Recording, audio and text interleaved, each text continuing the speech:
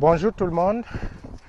J'ai vu ce matin l'extrait d'une émission de télévision où des jeunes de la République du Cameroun s'insurgeaient contre une ethnie en demandant que l'on stoppe la propagation, je cite, de cette ethnie-là dans tout le Cameroun. Je suis scandalisé et choqué par les proportions et la tolérance vis-à-vis du champ lexical sociologique qui est en train de se créer et justement de se propager. Je suis d'autant plus choqué que ce sont des jeunes qui tiennent ce type de langage et visent une ethnie.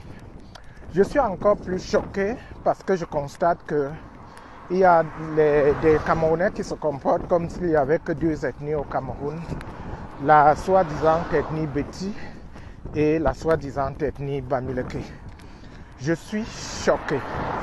D'autant plus choqué que j'aime profondément le Cameroun et j'ai toujours pensé que le Cameroun ne doit son espérance en un avenir meilleur que si il maintiendra, il gardera ses fils unis. Je voudrais donc lancer un appel solennel pour que s'arrêtent ces discours de haine, que les petits cessent de croire qu'ils ont pour ennemis les Bamileke, parce que c'est ce que j'ai entendu dans cette émission-là. On parlait de Bamileke. Je voudrais que nous cessions de parler de Bamileke. Là, parce que quand on veut régler un problème familial, un problème de type sociologique, anthropologique, il faut commencer par balayer dans sa propre cour. Je suis Ewondo, 100%, on dirait de race pure en sciences de la vie et de la terre. Je suis donc un Ewondo de race pure, d'un papa de Mbankomo et d'une maman originaire des environs de Mbalmayo, à Akwa-Eman. Je peux donc me considérer comme un Ewondo à 100%. Mais cette description se heurte farouchement à la réalité qui est celle de ce que je suis né dans une ville qui est Mbalmayo et j'ai grandi à Mbalmayo. Et ceux qui savent que Mbalmayo est un tout petit peu comme Konsamba, c'est une ville complètement cosmopolite où on ne sait pas qui est qui. Donc, je voudrais dire à mes frères et à mes sœurs Ondo de mener leur combat ailleurs et que les Bamileke ne sont et ne sauraient être la cause de notre échec. Notre échec, c'est notre mauvais cœur. Notre échec, c'est notre égoïsme parce que nous ne savons pas bâtir une communauté. Et je crois que si les Bamileke ont réussi aujourd'hui, c'est parce que effectivement, ils ont pu faire ce qu'on appelle network. Nous avons l'habitude de dire networking or not working. C'est-à-dire, nous allons créer une communauté et nous serons, ou alors nous serons désunis à jamais. Donc les Bamileke ne doivent pas être pris pour cible. Parce que oui, les Bamileke ont réussi. Ils ont réussi par leur dynamisme.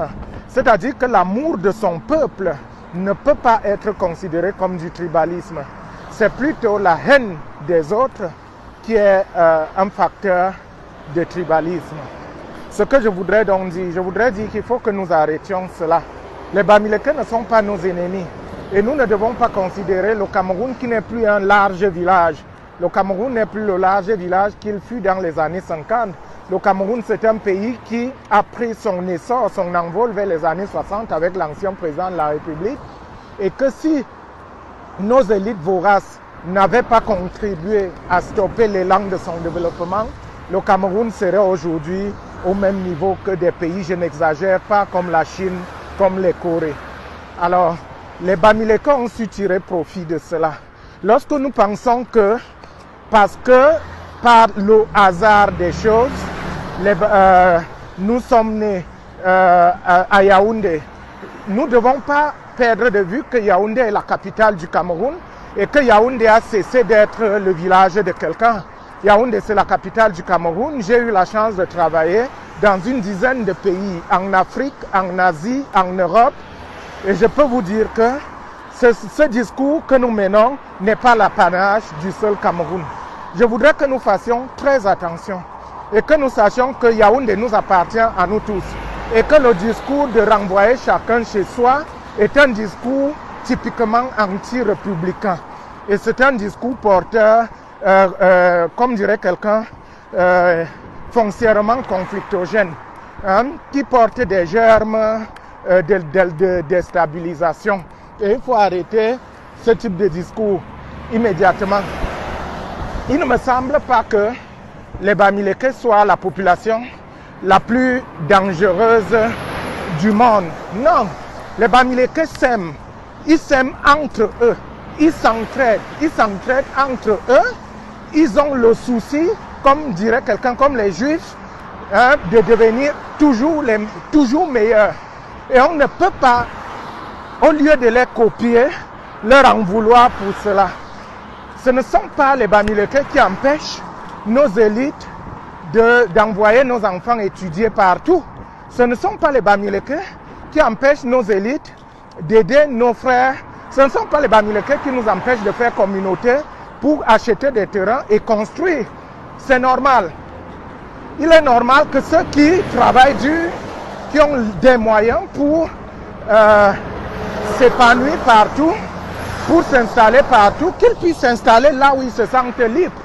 Il y a des Camerounais qui achètent le terrain à durée déterminée en Suisse. Il y a des Camerounais qui achètent du terrain à titre définitif en France, en Italie, en Belgique. Il y a des Camerounais qui sont propriétaires de maisons dans les capitales européennes, américaines, et où les autochtones, entre guillemets, sont plutôt des locataires. Donc il faut qu'on arrête ça. Il faut qu'on arrête ça très vite parce que c'est un discours extrêmement dangereux qui ne sert personne et qui ne rend même pas service à ceux qui le mènent. Il empêche simplement que nous bénéficions du dynamisme du peuple Bamileke. Moi, je peux vous dire, je n'ai pas toujours été d'accord avec les frères Bamileke, mais je peux vous dire une chose, c'est que depuis presque une vingtaine d'années que je vis à l'étranger, les Bamileke sont les personnes qui m'ont le plus tendu la main, qui m'ont le plus donné un coup de main lorsque j'étais en difficulté. Hein? Il n'est pas interdit, effectivement, que dans leur soif de devenir une communauté toujours meilleure, hein, qu'ils veuillent que tout le monde soutienne et supporte, adhère à leur façon, à leur dynamisme, à leur façon de voir. Mais je ne crois pas que les Bamileke aient mis sur pied une politique qui empêche les autres communautés de pouvoir s'épanouir. Donc il faut qu'on arrête ce discours. Et moi je crois que tous ceux qui font les discours du genre il faut que chacun retourne chez soi, qu'ils se mettent dans le crâne que lorsqu'une ville devient la capitale d'un pays, c'est terminé. Ça devient la ville de tout le monde, de tous les citoyens de ce pays-là. Et donc, Yaoundé n'est plus la ville des ressortissants du Mfundi. Yaoundé n'est plus seulement pour les Mbargambois, les Fouda et autres. Yaoundé, c'est déjà la capitale du Cameroun, malheureusement, et c'est pour tous les Camerounais. Donc, c'est ce que je voulais dire. Le Cameroun ne se limite pas seulement aux Bamileke et aux Beti. Il faut donc que les Bamileke et les Beti apprennent à nous coller la paix. Nous voulons un pays pacifique parce que nous voulons un pays développé. Allez, que Dieu bénisse le Cameroun. Bonjour.